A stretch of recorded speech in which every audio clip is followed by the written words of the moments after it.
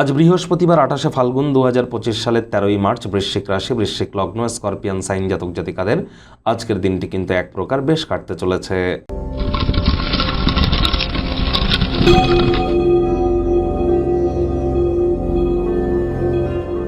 ভিডিওটির শুরুতেই স্ক্রিনে আপনারা দেখতে পাচ্ছেন দেবগুরু বৃহস্পতির বীজ মন্ত্র ওম গ্রাং গ্রিং গ্রৌং স গুরাবে নমঃ। এটি সকাল দুপুর সন্ধ্যা 3 বেলায় 108 বার জপ করুন না, অত্যন্ত উপকৃত হবেন। দেখুন, এই 2025 সাল থেকে কিন্তু বৃহস্পতি একটানা 8 বছরের জন্য অতিচারী হতে চলেছে। অতিচারী হওয়ার অর্থ কি? সাধারণত বৃহস্পতি বছরে একবার রাশি পরিবর্তন করে। এই 2025 সালেই তো বৃহস্পতি তিনবার রাশি পরিবর্তন করতে চলেছে।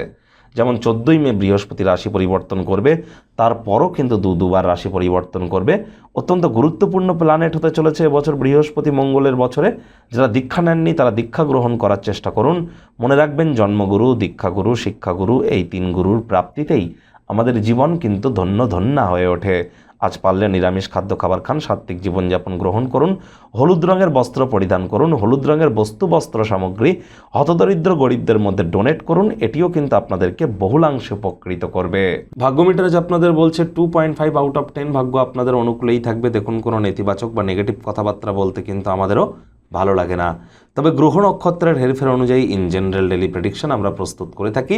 যাদের চন্দ্র রাশি বৃশ্চিক অর্থাৎ মুন সাইনে স্করপিও, এই গণনা তাদেরই কিন্তু অধিকাংশ ক্ষেত্রে খাটবে। সম্পর্কের ক্ষেত্রে, কর্মজাগতিক ক্ষেত্রে আপনাদেরকে বিশেষ করে সাবধানতা অবলম্বন করে চলতে হবে। আজ উচ্চ শক্তি সম্পন্ন একটি দিন, এটি সদ্ব্যবহার করবার চেষ্টা করুন। কায়িক পরিশ্রম হলেও শরীর মনে সতেজতাই আপনারা অনুভব করবেন।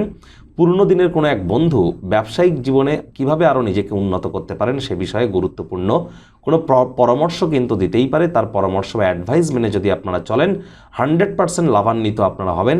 এ বিষয়ে কোনো সন্দেহের অবকাশ কিন্তু নেই। ভালো কেরিয়ারের আশায় আপনারা কোনো দূর স্থানে আপনারা সফর কিন্তু করতেই পারেন। সেই সফর করার প্ল্যানিংও আপনাদের বাস্তবায়িত কিন্তু হতেই পারে। তবে এরকম করবার আগে অভিভাবিকাদের পরামর্শ গ্রহণ করতে যেন ভুলবেন না। আজ চাকরিজীবী যারা আছেন, অফিসে কম কথা বলে কাজ বেশি করুন। মনের থেকে মস্তিষ্ককে বেশি দাম দিন। কোনো প্রকার অফিস পলিটিক্স বা গসিপিংয়ের অংশ যেন হবেন না, বসের কিন্তু কুনজরে পড়ে যেতে পারেন।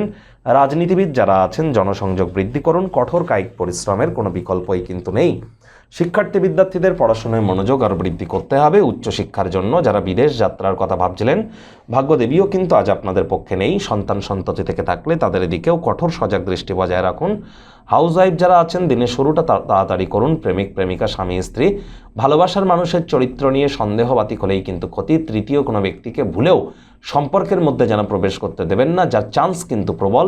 পরিবার পরিজন, নিকটস্থানীয় ব্যক্তিবর্গ, বন্ধু স্বজন কারোর উপরেই জোর করে নিজের মতামতকে জাহির করলেই ক্ষতি।